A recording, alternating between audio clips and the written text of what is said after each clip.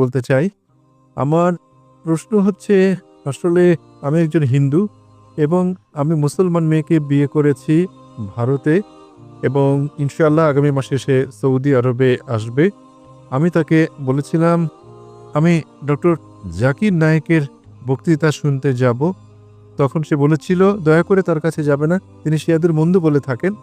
আসলে সে একজন শিয়া। সে বলল, না, তার কাছে যেও না। এবং আমার শাশুড়িও বললেন, না, তার কাছে যেও না, তিনি শিয়াদের বন্ধু বলবেন এবং তুমি আমাদের ছেড়ে চলে যাবে। তাই এটা হচ্ছে প্রথম সন্দেহ যে আমার মনের মধ্যে রয়েছে। এবং দ্বিতীয় বিষয়টি হচ্ছে, আমার আমার একটি সাধারণ প্রশ্ন আছে, এই অর্থে যে যদি আমরা বলি সবকিছু ঈশ্বর এবং সবকিছুই ঈশ্বরের হিন্দু ও মুসলিম ধর্মে, তাহলে কেন ঈশ্বর চান আমরা সবাই তার উপাসনা করি? কেন তিনি আমাদের সৃষ্টি করলেন? যে কোনো ধর্মে যখন আমরা সৃষ্টি নিয়ে আলোচনা করি, কেন তিনি আমাদের সৃষ্টি করলেন, কেন তিনি আমাদের উপাসনা চান, কেন তিনি তার উপাসনার জন্য আমাদের এত ত্যাগ চান, এবং কেন তিনি জীবজন্তু কিংবা অন্যদের উপাসনা করতে বলেন না, কেন কেবল মানুষকেই বলেন? ধন্যবাদ। ভাই দুটো প্রশ্ন করেছেন। প্রশ্ন করার আগে তিনি আমাকে নমস্তে বলেছেন। ভাই আপনি নমস্তের মানেটা কি জানেন? না। লোকে বলে হাই। এই হাই শব্দের মানে আসলে কি? আমি বলি আসসালামু আলাইকুম ওয়া রাহমাতুল্লাহি ওয়া বারাকাতুহু। মানে হচ্ছে আপনার উপর আল্লাহর শান্তি, রহমত ও করুণা বর্ষিত হোক। আপনি আমাকে বলেছেন নমস্তে, আমাকে জবাব দিতে হবে, ঠিক? এবং আমি জবাব না দিলে আপনি বলবেন কি ধরনের তিনি লোক, ঠিক? এখন আমি আপনাকে জিজ্ঞেস করি নমস্তে শব্দের মানে কি? দেখুন, আমার কাছে নমস্তের মানে হচ্ছে যেমন আমি আপনাকে হাই বলছি, যেমন আপনাকে বলছি আসসালামু আলাইকুম। তবে আপনার জন্য দয়া করে আমাকে মাফ করবেন যদি খারাপ ব্যবহার করে থাকি। যদি বলি যিনি আমাকে অপদস্থ করেছেন তিনি ভালো মানুষ, তাহলে কি বিশ্বাস করবেন? যদি আমি ওই শব্দটা জানতাম। যদি আমি বলি উল্লু, আপনি জানেন উল্লু কি? উল্লুর মানেটা হচ্ছে বাংলায় পেঁচা, ইংরেজি আউল মানে হচ্ছে জ্ঞানী ব্যক্তি, কিন্তু বাংলায় উল্লু মানে কি? উল্লু মানে বোকা। হ্যাঁ, বোকা। তাহলে তাহলে ইংরেজরা ভাববে আমি আপনার প্রশংসা করছি, আপনাকে জ্ঞানী বলছি, কিন্তু আপনি জানেন আপনাকে আমি বোকা বলছি। আমি নমস্তের মানেটা জানি, সেজন্য এখনো জবাব দিইনি। আপনি মানেটা জানেন না, আপনি আমাকে নমস্তে বলেছেন, আমি অর্থ জানি তাই উত্তর দেইনি এখনো। নমস্তের মানে হচ্ছে সংস্কৃত ভাষার শব্দ ইদাম নামামে থেকে এটা এসেছে, মানে আমি আপনার কাছে নতজানু হই। আপনি কি আমার কাছে নতজানু হতে চান? অবশ্যই আপনি তার কাছে নতজানু হতে পারেন যার অনেক জ্ঞান আছে। ঠিক আছে, আপনার মতে জ্ঞানী ব্যক্তির কাছে নতজানু হওয়া যায়, কিন্তু কোরআন অনুযায়ী এবং ইসলাম ও বেশিরভাগ ধর্ম অনুযায়ী আপনি সর্বশক্তিমান ঈশ্বর ছাড়া আর কারো কাছে মাথা নত করতে পারেন না। আপনি জানেন অনেক হিন্দু আমার আলোচনার শেষে তারা এসে আমার পা স্পর্শ করে। আপনি জানেন তারা কি বলে? हमने पहले बार भगवान का अवतार खुद देखा आंख से। এই জীবনে দেবতাকে সচক্ষে দেখলাম প্রথম, হিন্দুরা আমাকে বলে। তাই আমি বলি দেখেন ভাই, আমি জানি আপনি আমাকে সম্মান করেন, আমাকে ভালোবাসেন, আমি এর প্রশংসা করি, তবে সত্য ঈশ্বর ছাড়া আর কারো কাছে মাথা নত করা হচ্ছে শিরক।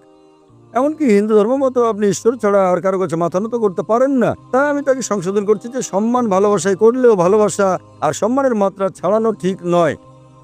যখনই মাত্রা অতিক্রম করবেন তখনই তা শিরক, ঈশ্বরের শরীক সাব্যস্ত করা। পরে অনেক হিন্দু আমার কাছে এসে আমাকে অনেক প্রশংসা করেছে, তারা আমাকে ঈশ্বরের কাছাকাছি নিয়ে গেছে। আমি বলি আমি দেবতা নই, আপনারা কেবল সর্বশক্তিমান ঈশ্বরের কাছে মাথা নত করতে পারেন। আমি বলি জ্ঞান হলো ঈশ্বরের দান, এটা ঈশ্বরের দান। তাই যখন আপনারা আমাকে দেখেন তখন বলতে পারেন মাশাআল্লাহ। মাশাআল্লাহ মানে আল্লাহর যেমন ইচ্ছা, মানে আমার চেষ্টা সর্বশক্তিমান ঈশ্বরের ইচ্ছার কারণে, অন্যথায় আমি ততটা ছিলাম। সেজন্যই নমস্তে ইসলামের বিপক্ষে আর প্রকৃতপক্ষে হিন্দু ধর্মগ্রন্থেরও বিপক্ষে। যদিও কিছু পণ্ডিত বলেন যে ইদাম নামামে হতে পারে প্রশংসা হোক, প্রকৃত অর্থ আমি তোমার কাছে মাথা নত করি। ইসলামে আসসালামু আলাইকুম, আপনার উপর শান্তি বর্ষিত হোক, আপনি যখন খুশি যে কোনো জায়গায় বলতে পারেন। এটা ইংরেজিতে আমরা বলি গুড মর্নিং। মুষলধারে বৃষ্টি হলেও আমাদের বলতে হবে গুড মর্নিং। লোকটা হয়তো স্ত্রীর সঙ্গে ঝগড়া চলছে, তাও কেউ হয়তো বললো গুড মর্নিং, তাকেও বলতে হবে গুড মর্নিং, অথচ তার মন বলছে এমন মর্নিং যেন জীবন আর না আসে, তবুও তাকে বলতে হচ্ছে good morning, good evening, good night. তাই ইসলাম ধর্মে উত্তম হচ্ছে আসসালামু আলাইকুম, আপনার উপর শান্তি বর্ষিত হোক। আর আমি এটা কামনা করি, কারণ কোরআন বলছে সূরা নিসা অধ্যায় নম্বর 4 আয়াত নম্বর 86, যদি কেউ তোমাকে সৌজন্যমূলক অভিবাদন জানায় তাকে আরো বেশি সৌজন্য দেখাও। অর্থাৎ কেউ তোমাকে সৌজন্য দেখালে তাকে আরো বেশি সৌজন্য দেখাও, অথবা কমপক্ষে সে যতটা দেখিয়েছে। তাই আপনাকে বলছে আসসালামু আলাইকুম ওয়া রাহমাতুল্লাহি ওয়া বারাকাতুহু। আল্লাহর শান্তি ও রহমত বর্ষিত হোক আপনার উপরে ভাই। ওয়ালাইকুম। ফিরে আসছে আপনার প্রশ্নে। আপনার প্রথম প্রশ্ন ছিল আপনি করেছেন যে আপনার হবু স্ত্রী না আপনার স্ত্রী? আমার স্ত্রী। তাহলে ইতিমধ্যে থেকে বিয়ে করেছেন। ফাইন, আপনার স্ত্রী আপনাকে আমার লেকচারে না আসতে বলেছেন কারণ আমি শিয়াদের বিরুদ্ধে, কিন্তু তবুও আপনি তার কথা শোনেননি। আপনি আমাকে অনেক পছন্দ করেন, আমি এর প্রশংসা করি। তবে তবে আপনি কি জানেন কেন শিয়া শব্দটি কোনো জায়গায় নেই কোরআনে? দেখুন, শিয়া সুন্নি এসব কোরআনে নেই। কোরআনে বলা হচ্ছে সূরা আলে ইমরান অধ্যায় নম্বর 3 আয়াত নম্বর 103, ওয়াতাসিমু বিহাবলিল্লাহি জামিআ ওয়া লা তাফরাকু।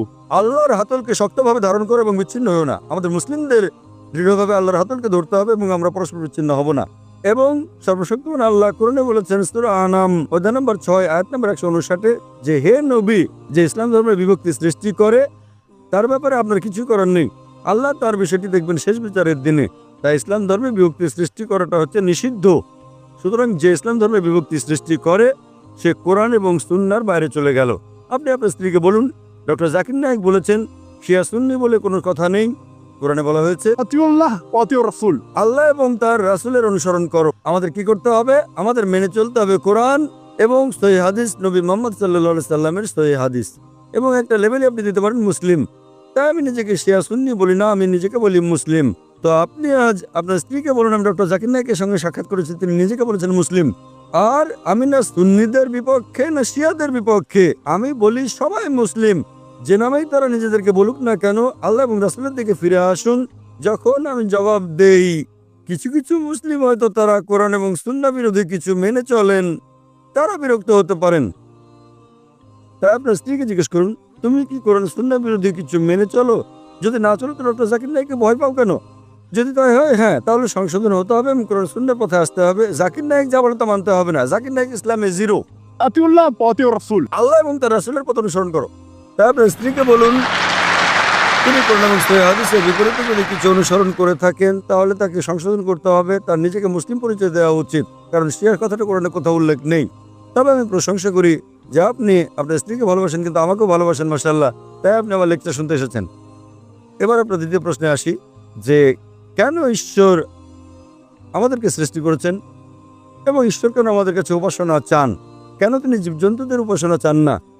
ঈশ্বর কেন আমাদের উপাসনা চান? এই সংক্রান্ত প্রশ্নের জবাব ইতিমধ্যে আমি দিয়েছি। আমার মনে হয় আপনি দেরিতে এসেছেন, আমি জানি না। যে আমরা ঈশ্বরের উপাসনা করি, আমরা তার প্রশংসা করি। লোকেরা আমাকে প্রশ্ন করে কেন আমি বলি আল্লাহু আকবার, কেন আমরা ঈশ্বরের প্রার্থনা করি? আমি বলি দেখেন, ইসলাম ধর্মে আমরা ঈশ্বরের প্রার্থনা করি বা না করি তাতে আল্লাহ সুবহানাহু ওয়া তাআলার কিচ্ছু এসে যায় না। যখন আমি বলি আল্লাহু আকবার, আল্লাহ মহান, তিনি আগে থেকেই তো মহান। আমি আল্লাহু আকবার বললে তিনি মহান হয়ে যাবেন না? তাও কেন আমরা বলি? আপনি জানেন কেন বলি? কারণ যখন আমি কারো প্রশংসা করি, যখন আমি কাউকে মহান বলি, সেটা একটা মানবিক প্রবণতা যে আমি চেষ্টা করি তার নির্দেশ মেনে চলতে। তাই আল্লাহর প্রশংসা করার কারণ এটা নয় যে তিনি বড় হয়ে যাচ্ছেন যখন আমরা তার প্রশংসা করছি। যে মুহূর্তে আমরা তার প্রশংসা করি সেই মুহূর্তে কোরআনের দেওয়া তার নির্দেশ পালন করি আমরা। তাই প্রথমে আমাদের শনাক্ত করতে হবে কে সর্বশক্তিমান ঈশ্বর, তারপর তিনি কি মেনে চলতে বলেছেন। তাই তো মুসলিম মানে যিনি সর্বশক্তিমান ঈশ্বরের কাছে নিজের ইচ্ছাকে সমর্পণ করেন। কোরআনে বলা হয়েছে সূরা জারিয়াত অধ্যায় নম্বর 51 আয়াত নম্বর 56 যে আমি জিন ও মানুষকে আমার উপাসনা ছাড়া অন্য কোনো কারণে সৃষ্টি করিনি। সর্বশক্তিমান ঈশ্বর তার উপাসনার জন্য আমাদের সৃষ্টি করেছেন এবং যে কারণে তিনি আমাদের উপাসনা চান তা হচ্ছে তিনি আমাদের এইরকম ক্রাইটেরিয়া ভুক্ত করেছেন। এটা হচ্ছে মানবজাতির জন্য নির্দেশনা ম্যানুয়াল। মানবজাতির ভালো মন্দ তাকে উপাসনার সময় আমরা তার প্রশংসা করি, স্বভাবতই আমাদেরকে তার নির্দেশ পালন করতে হবে। আর যখন আমরা সর্বশক্তিমান ঈশ্বরের নির্দেশ মেনে চলি সেটা আমাদের জন্যই ভালো। উদাহরণস্বরূপ যদি আপনি ডাক্তারের কাছে যান, ডাক্তার আপনাকে চিকিৎসাপত্র দিলে সেটা আপনি মেনে চলেন কি না? হ্যাঁ। হ্যাঁ, কেন? কারণ আপনি অসুস্থ, তিনি হলেন ডাক্তার। একইভাবে সর্বশক্তিমান ঈশ্বর আমাদেরকে প্রেসক্রিপশন দিয়েছেন কোরআনে এবং সহিহ হাদিসে। মানুষের জন্য ভালো মন্দের কথা বলা হয়েছে। যখন আমরা তার প্রশংসা করি, উপাসনা করি, স্বভাবতই আমরা তখন তার হুকুম পালন করি। যদি আপনি বিশ্বাস না করেন যে লোকটি ডাক্তার, তাহলে তার প্রেসক্রিপশনকে আপনি মেনে চলবেন না। সুতরাং যখন আপনার ডাক্তার পছন্দ হবে তার কথা মতো আপনি চলবেন। আর এই জন্য আমরা সর্বশক্তিমান ঈশ্বরের প্রশংসা করি এবং আমরা তার উপাসনা করি যাতে করে আমরা ভালো মানুষ হতে পারি। আপনি প্রশ্ন করেছেন জীবজন্তু কেন তার উপাসনা করে না? আমাদের প্রিয় নবী মুহাম্মদ সাল্লাল্লাহু আলাইহি সাল্লাম তিনি বলেছেন যে ইসলামে অন্য সকল সৃষ্টি শুধুমাত্র জিন ও মানুষ ছাড়া তাদের ইচ্ছা স্বাধীনতা নেই। অন্যান্য সৃষ্টির কোনো ইচ্ছা স্বাধীনতা নেই, ফেরেশতাদের ইচ্ছার স্বাধীনতা নেই, প্রাণীদের ইচ্ছার স্বাধীনতা নেই। এরা সবাই সর্বশক্তিমান ঈশ্বরের উপাসনা করে। প্রাণীকুল, গাছপালা, পাহাড় পর্বত সবাই সর্বশক্তিমান ঈশ্বরের উপাসনা করে। এদেরকে আরবিতে বলা হয় মুসলিম। জিন ও মানুষ আমাদেরকে সর্বশক্তিমান ঈশ্বর ইচ্ছার স্বাধীনতা দিয়েছেন। আমরা তাকে মানতেও পারি, নাও মানতে পারি। সর্বশক্তিমান ঈশ্বর আমাদের সৃষ্টি করেছেন, কারণ কোরআনে উল্লেখ করা হয়েছে যে আল্লাহর সেরা সৃষ্টি হচ্ছে মানব জাতি। এছাড়া আমাদের আকৃতি, আমাদের দেহ, আমাদের বুদ্ধি, তিনি আমাদের ইচ্ছার স্বাধীনতা দিয়েছেন। আমরা তাকে মানতে পারি, নাও মানতে পারি। আমাদের ইচ্ছার স্বাধীনতা দেওয়ার পর তিনি যাচাই করে দেখতে চান যে আমরা তাকে মানি কি মানি না। অন্য সব সৃষ্টি যেমন প্রাণী, গাছপালা, তাদের ইচ্ছার স্বাধীনতা নেই, তাই এটা বড় কিছু না যে তারা সর্বশক্তিমান ঈশ্বরের উপাসনা করে, ভালো, আলহামদুলিল্লাহ। কিন্তু মানুষকে ইচ্ছার স্বাধীনতা দেওয়ার পর যেমন বলা হয়েছে কোরআনে সূরা মুলক অধ্যায় 67 আয়াত নম্বর 2, আল্লাযী খালাকাল মাউতা ওয়াল হায়াতা, তিনি আল্লাহ যিনি সৃষ্টি করেছেন মৃত্যু ও জীবন কারা কাজে ভালো তা পরীক্ষা করার জন্য। সুতরাং এই জীবন পরকালের জন্য একটা পরীক্ষা। আমাদের স্বাধীন ইচ্ছা দেওয়া হয়েছে, আমরা তার উপাসনা করতে পারি, নাও করতে পারি। যদি উপাসনা করেন তাহলে আপনি ঈশ্বরের হুকুম মেনে চলছেন। আপনি মদ খেতে পারেন, নাও খেতে পারেন।